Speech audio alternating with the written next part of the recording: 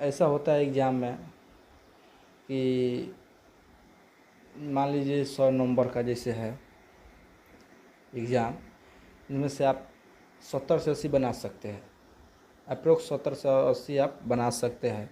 फिर भी आपको पता होता है कि इसका मतलब आंसर क्या होगा, आप पढ़े होते हैं, लेकिन मेन दिक्कत क्या है कि आप रिवीजन नहीं किए हैं। तो रिवीजन नहीं किया है तो इसलिए आप लोगों से बन नहीं पाता है। ये हर लड़कों के साथ होता है, ये कॉमन चीज़ होता है। वही जो लड़का जो रिवीजन करता है, बार बार रिवीजन करके जाता है, उसे एकदम माइंडली पता होता है कि इस क्वेश्चन का आंसर ये होगा। अगर आप जाते हैं एग्ज़ाम में बिना वो रिवीजन किए तो क्या होता है, आपको क्वेश्चन पता होगा, आंसर में कन्फ्यूजन हो जाएगा कि ए होगा कि ऑप्शन बी होगा कि सी होगा कि डी होगा। आप पढ़े हुए हैं फिर भी आपसे कन्फ्यूजन होता है। ऐसा हर लड़कों के साथ होता है। तो इसके लिए ही एक मेरे पास है स्पार्क कंपनी का जो होता है क्वेश्चन पेपर, यानी क्वेश्चन बैंक है।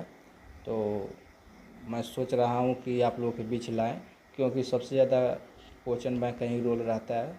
बिहार पुलिस के एग्ज़ाम में अब अक्सर देखते हैं कि रिपीटेशन क्वेश्चन आता है, खास करके जो जीके जीएस है तो रिपीटेशन आता ही है।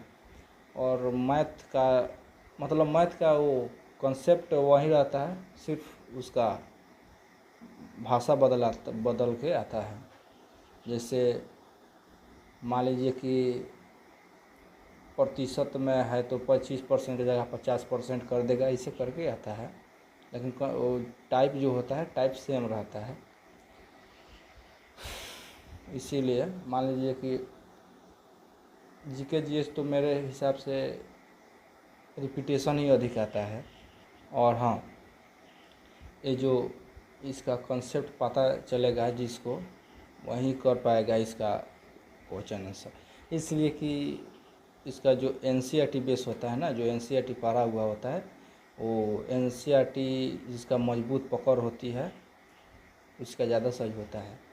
क्या है कि बिहार पुलिस में अक्सर हम देख रहे हैं कि अधिक से अधिक एनसीईआरटी बेस उठा रहा है, और